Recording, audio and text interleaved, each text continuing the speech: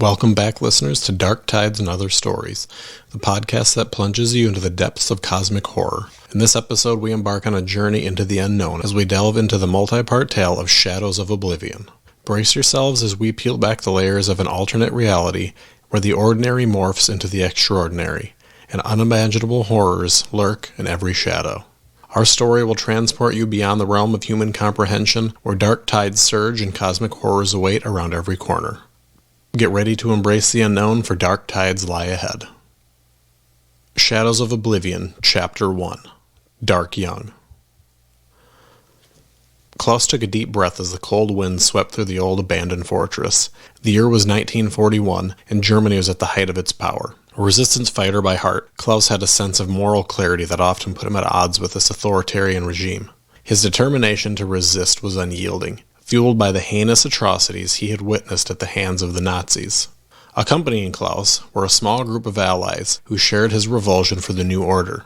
They had come to this ancient fortress after receiving intelligence about a secret and horrific experiment conducted by the Nazis. The fortress, known as Burg Frankenstein, held a significant place in German history. Built in the 13th century, it served as a stronghold for various rulers. Now it stood as a symbol of fear and terror, transformed into a place of horrors by the Nazis. Snow crunched underfoot as Klaus and his group carefully approached the entrance of the fortress. The moon, hanging high in the sky, illuminated the decaying walls with its haunting glow, revealing intricate patterns of cracks and moss-covered stones. With heartbeats quickening, they ventured further into the darkness, their footsteps echoing ominously against the silence. The air grew heavy with anticipation as they braced themselves for what awaited them within the fortress's mysterious depths. As they infiltrated deeper into the cold, sinister structure, they couldn't help but feel a creeping dread take hold. The walls were adorned with otherworldly symbols, sobering signs that the nature of their mission was beyond anything they could have imagined. But the strangest of all was the lack of guards. It seemed as if each one had abandoned their post. "We must proceed with caution," Klaus whispered to his comrades. As they moved stealthily along the corridors, the sounds of tortured screams began to seep into their ears. Faint at first, but steadily getting louder with each step, a sure sign they were on the right path. Through the winding maze of intricate passageways and dimly lit chambers, they stumbled upon the beating heart of the fortress, a secret chamber concealed deep within its bowels. As they approached, the air grew heavy with an immeasurable burden of despair. Each labored step echoed with chilling resonance. The walls whispered ancient secrets, their stone surfaces turned to tablets adorned with arcane symbols that seemed to pulse with a malign energy. As they pushed open a heavy creaking door, it revealed a room bathed in a sickly green glow.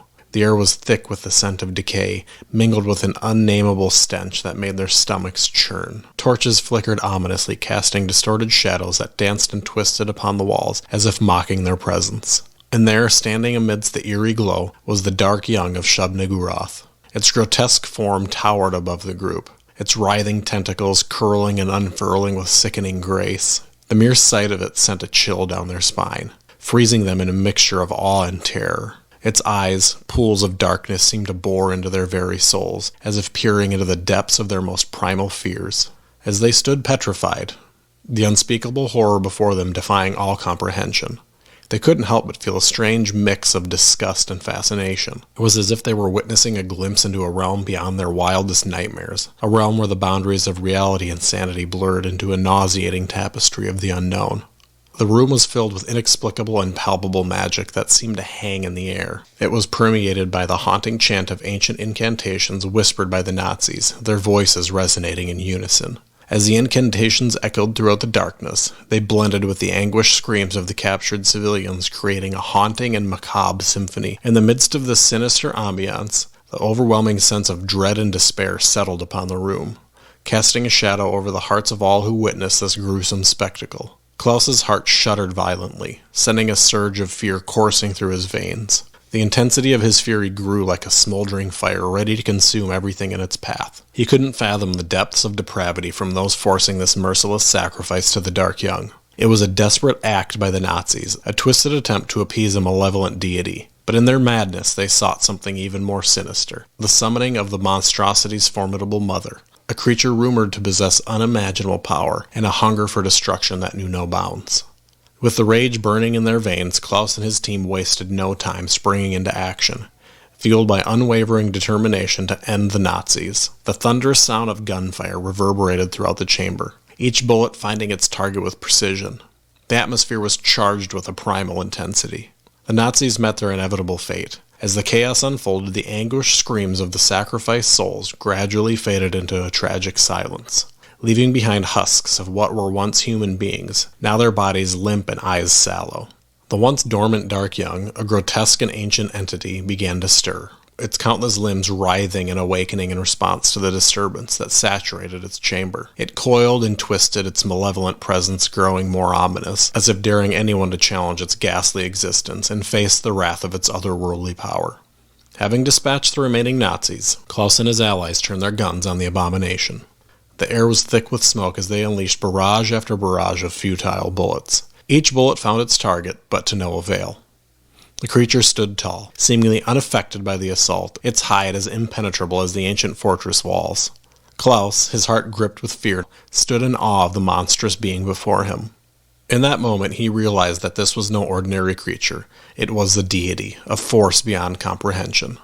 As Klaus loaded his final clip, he glanced around. Fear and panic consumed his group. He chambered his next round and sounded the retreat. The group made their run for the door, Klaus covering their exit with a final blaze of gunfire. As the group stumbled out of the fortress, Klaus was nowhere to be seen, his fate never known to his brave allies. Yet deep in the underbelly of the fortress, Klaus battled on. Unbeknownst to his group, the beast broke free of its bindings just as the last of them slipped out the door. Klaus, fully aware of his looming fate, closed the heavy door and pushed his attack. Now in a fatal foxtrot with oblivion, the thump of his final bullet falling to the stone floor was the signal for him to pull out his knife. With unwavering bravery, he lunged at the monstrous creature, his heart pounding. With a mighty thrust, he drove his blade deep into its thick, scaly flesh, the sensation of impact reverberating throughout his entire being. In that moment, as the blade pierced the creature, a deafening roar erupted, sending cracks throughout the foundation. A blinding light burst forth, flooding the space with an ethereal brilliance, as if the heavens themselves had opened up. The chamber was instantly transformed, consumed by a radiant glow that turned darkness into day. The Dark Young, undeterred by Klaus's valiant strike, retaliated with a swift and brutal strike. In a single powerful motion, it flung Klaus aside, sending him hurtling through the air like a rag doll. As he gradually regained consciousness, his vision blurred and hazy, he found himself lying on the cold, damp ground, gazing up at a dense canopy of scorched trees towering over him, their branches reaching out like twisted fingers, casting ghostly shadows that seemed to play in the dim light. Summoning his strength, Klaus rose to his feet, his mind swirling with thoughts too chaotic to grasp. Suddenly, a disturbance from behind captured his attention. Whirling around, he found himself face to face with three men emerging from the dense woods. They were sprinting towards him. "Run!" one of them, a black man with a strong American accent, shouted. "Can't you hear me? Run!" he repeated forcefully, spinning Klaus around and propelling him in the direction they were traveling.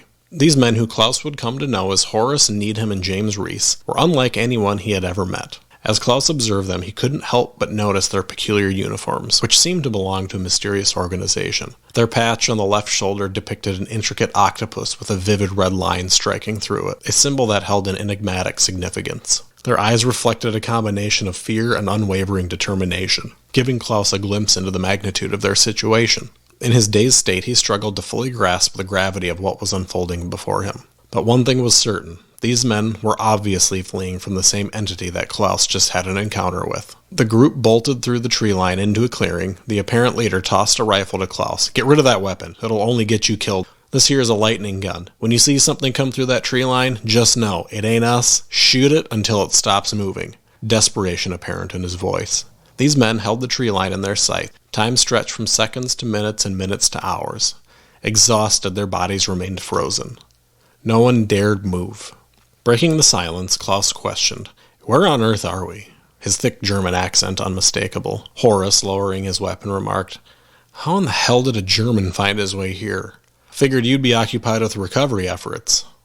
"Recovery from what? Did the Nazis lose and no one told us?" A perplexed expression crossed Klaus's face. "What year is it?" he inquired, certain it was 1941. "The Nazis?" Horace shrugged. "It's 1924. You're in America, near the Canadian border. Our lines were overrun with abominations and we fled. That's where we encountered you," Horace explained, regarding Klaus with a curious gaze. Thank you for joining us on this episode of Dark Tides and Other Stories. If you enjoyed this episode, we invite you to subscribe to our podcast on your favorite platform. By subscribing, you'll never miss an upcoming episode, including our next exciting installment, Chapter 2, Lingering Defiance. We do appreciate your support and encourage you to share this episode with anybody who might find it enjoyable. For more behind-the-scenes content and updates, be sure to follow us on Patreon. We love connecting with our listeners and hearing your thoughts and feedback. Thank you again for tuning in. We'll catch you next time on Dark Tides and Other Stories.